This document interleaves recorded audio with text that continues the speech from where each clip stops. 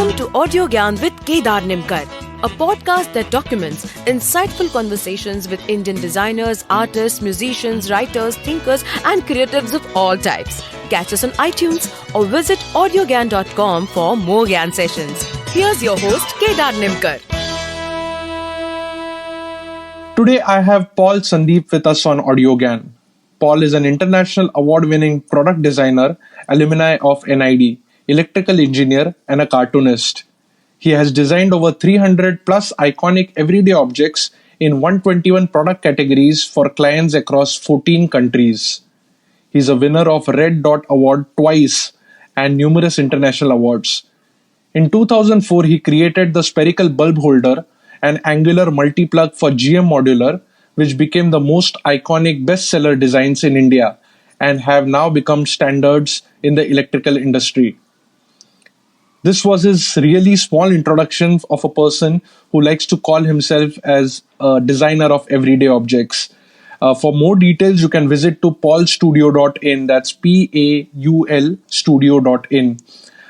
Thanks, Paul, for giving us your time and welcome to Audio Gyan. Thanks, Kedar, for the honor of having me on your wonderful podcast. I'm really thrilled and excited to talk to you. So we'll be talking about everyday objects and probably also refer to Don Norman, whose book is there on design of everyday objects.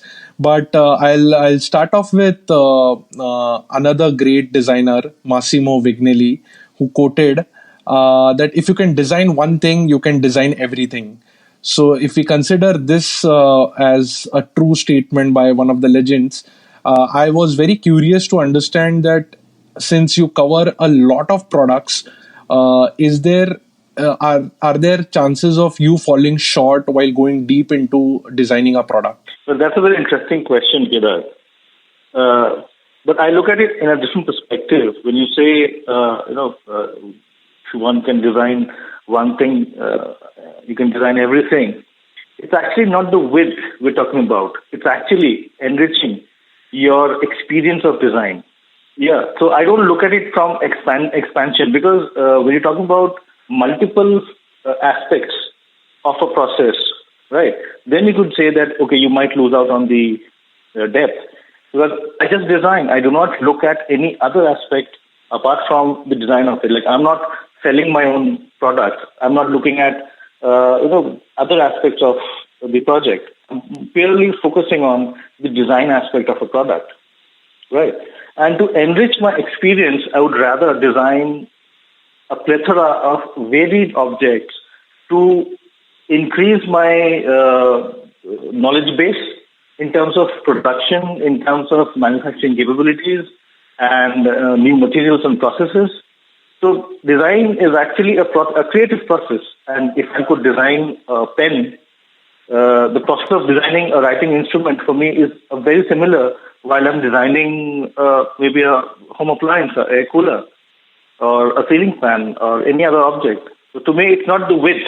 It's actually the depth which I gather by the experience of designing varied objects. Okay, but so when you're actually working on a singular product and not multiple, then you can actually go into the depths of it, right?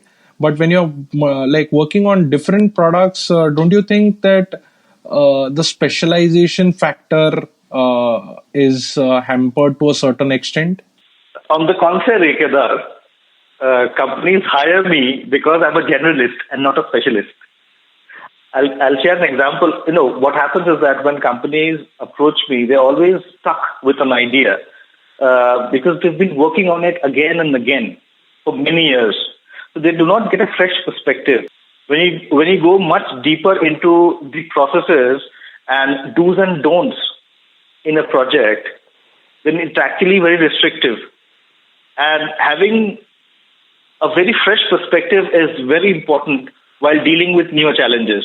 So I always appreciate when I get a project which I haven't done before. I perform the best when I haven't done it before, because that's when I can ask silly questions. I'm allowed to ask silly questions because I'm a generalist, right? So the learning process is such that it allows me to question the obvious which may seem very obvious to them, but they sometimes come back to me, though, oh, why didn't we think of it? Then, of course, why didn't you think of it? Because what happens is when we design objects, we tend to forget the basics of it. We get too much critical into the processes and the limitations of it. So from that perspective, I feel always if you're doing it for the first time, you'll have a very fresh approach. That's interesting because I think I'll have more clarity when we reach our last question, which I have specially kept to understand how probably with a case study that how we can cool. So you have been referred as industrial sculptor in a lot of places. I've been reading some posts about you. So what is it like? How is an industrial sculptor different from an industrial designer? I mean, what is the line that separates these two? Well, I wouldn't say it's actually separating. It's one facet of an industrial designer, which is the artistic bent of the designer is actually I think it's not a differentiating factor. It's basically another facet which adds on as an expression of a designer. Like, for example, when we're talking about industrial design, we start with understanding the need, and then we try to resolve those opportunity areas through our creative ideas, and you build on it, right? But when people refer to me as an industrial sculptor, they probably are looking at the form factor which I derive at in my projects, because those forms are very sculptural. Probably that's why they refer to me as an industrial sculptor. But for me, being an industrial sculptor is actually the process of removing the superfluous aspects of any product and trying to dig deep into the core of its essence. In that perspective, I see myself as a sculptor who, chisels out a statue from a block of stone, right? To bring out the inner beauty of the product. So that's probably how I look at it when I'm referred to as an industrial sculptor. So that's the main aspect when an industrial sculptor is termed as, right? Or are there any more things to be added in terms of your skill set when you're working on an industrial product? See, there's always this dilemma that, the form follows function, or the function should evoke the form. So there's always been a great debate on this. But I think every project demands a unique approach. And certain projects which I've encountered in my career span till date required me to evolve a form factor which will define the functionality. For example, the clothesline peg, the yellow clip, which won the red dot actually. The idea was, can we create something monolithic?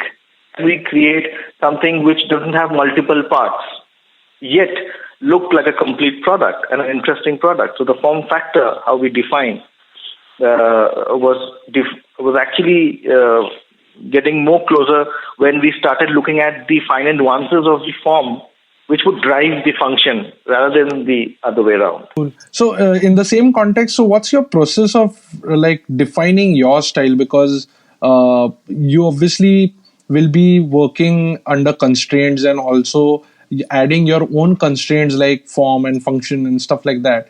So how do you ensure that the product which you design is actually defining your style? Okay. That's another right. If I have to elaborate on the question a bit more, is that there are paintings, right, which people identify through their strokes or through their medium in which it is made, and then it makes a statement that yes, this is designed by M.F. Hussain or something like that. So how does that happen in your context? See, as I always say, that I'm a designer of everyday objects.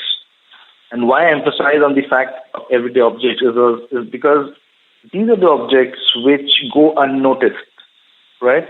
And their basic function is actually to help your life make easy, right? So from my style of design is giving a solution which people would come back and say, wow, and why didn't I think of it? It's not an aesthetic statement which I'm making through my designs. That's why you wouldn't find a thread of aesthetics which would be common in my designs, but you would find a thread of that wowness, which is that why didn't I think of it? Or questioning the obvious thing. That is what would define my product design. I'll give an example. I was doing a project at LG Electronics, and the project was actually to design LCD TV for the Indian market. Now tell me, how do you make a product Indian which is so global? A television is a global product, right? It doesn't actually define any context, right? So if you ask to design an Indian version of a LED, how would you approach it? So probably you would do a graphic treatment to it, maybe some prints and patterns or some color palette, trying to focus on the Indianness of it. But that's not my way of working. What I did in that project was that I feel that the utility should be Indian, not the aesthetics, right? Because a utility is what defines a culture.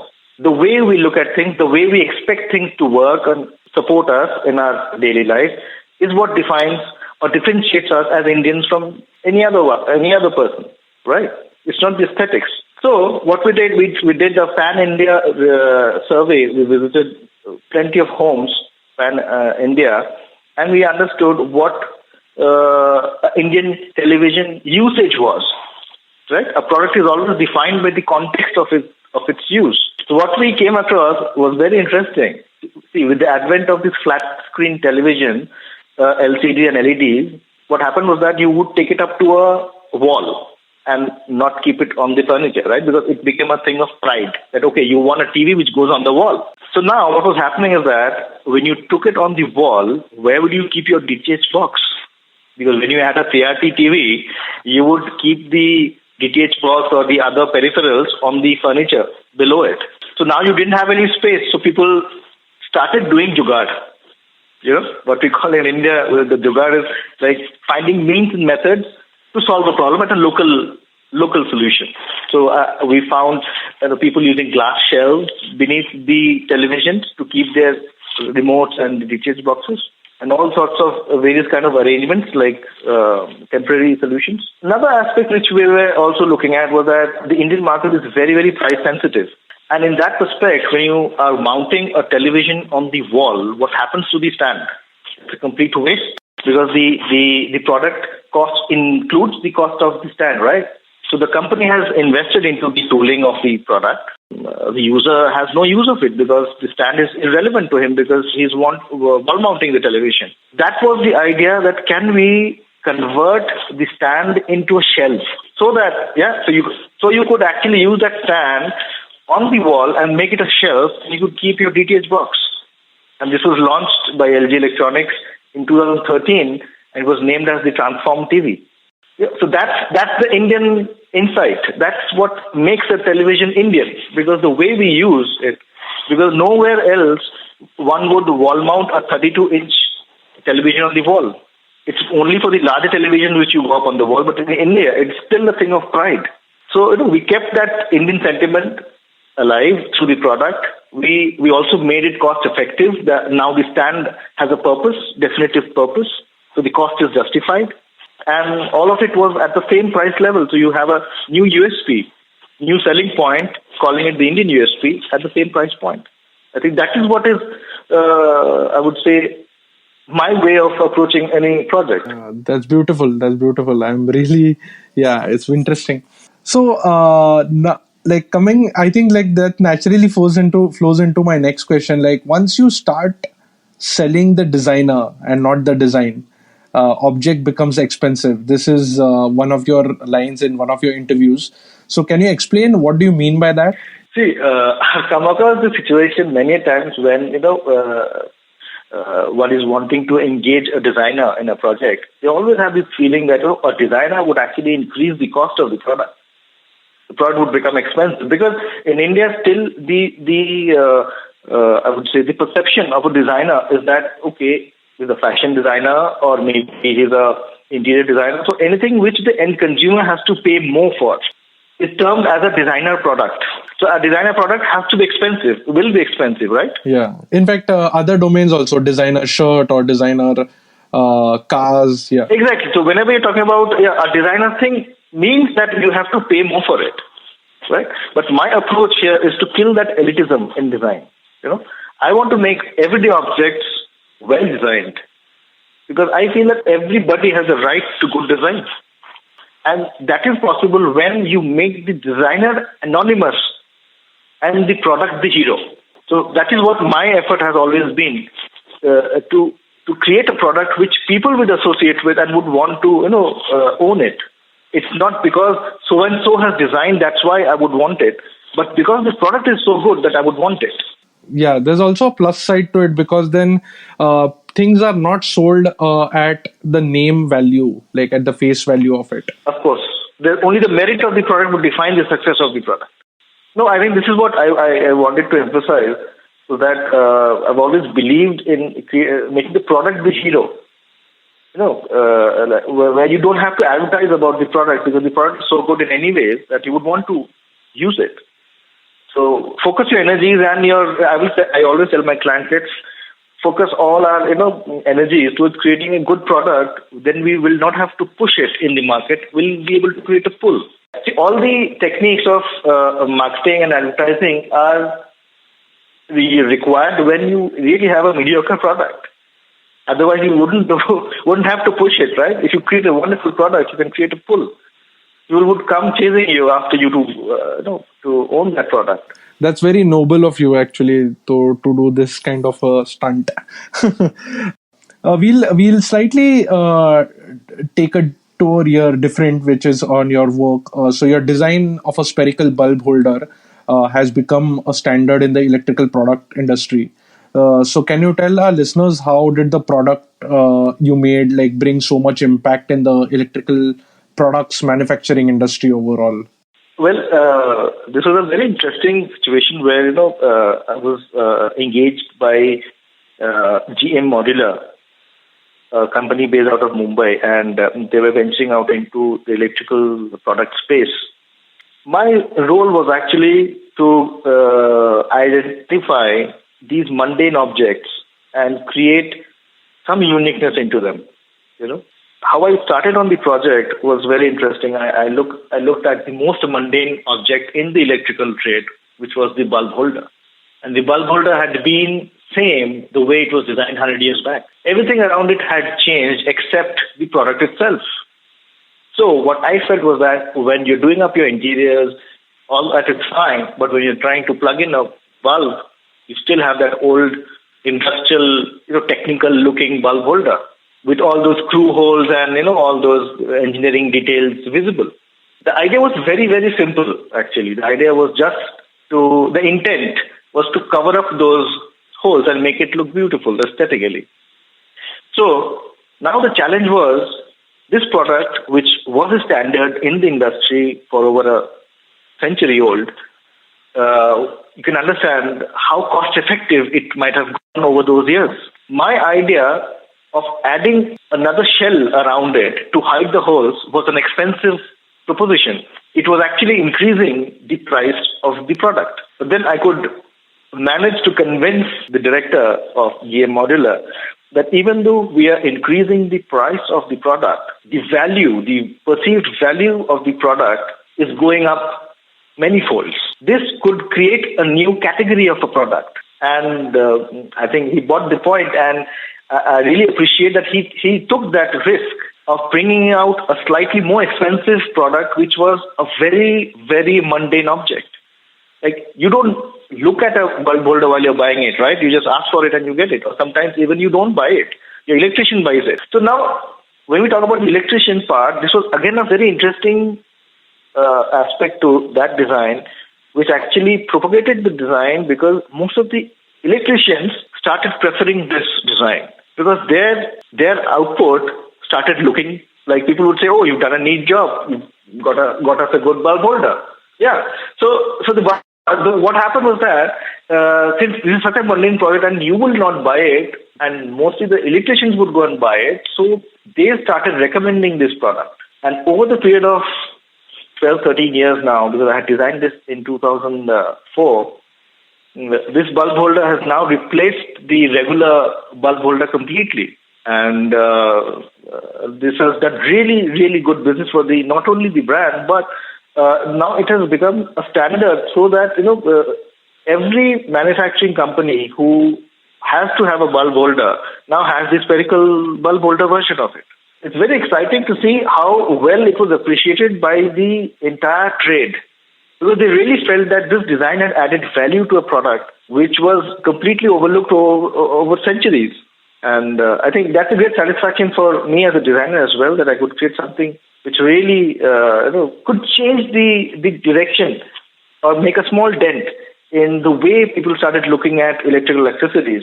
And then onwards, people actually started looking at, can we do a real good design of a flex box or a spike guard? Because these were objects which were utility objects, right?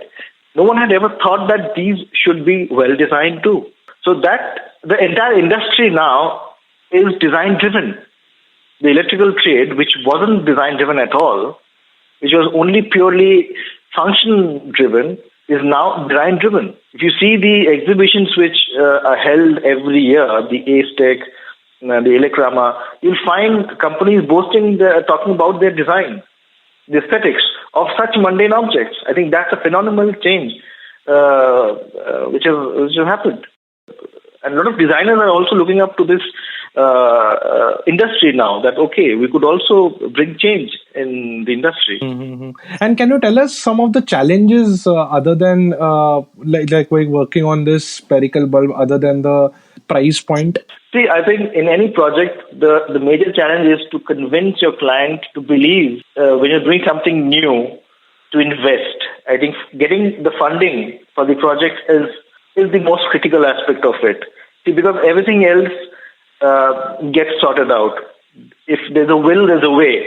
And you have to tap that will of the investor. In terms of like lowering down the plastic quality or making it like a single body unit, any of those things you can mention about? No, see, as I said, the initial product cost was higher than the regular product. So this was a very unique case study, because mostly, no one would accept a design solution which is going to increase up the production cost. So that is the uniqueness of this project, that the perceived value was so high that people still invested in the product, which was slightly expensive than the regular ones. The price and the positioning of the product was the most challenging thing, and it wasn't easy to convince, because I had made several prototypes. Because once you show a product, a 3D rendering or your vision on a flat screen, it doesn't help. You have to actually show how it works and the ease of use. It's so easy to mount and dismount this product. So all those aspects, but I don't see them as a challenge. As the greatest challenge was to convince to give birth to this product idea. So yeah, I would like to conclude with one last question, which is since you have made more than 300 of everyday objects in 121 categories. So how do you generally identify an opportunity for invention in design?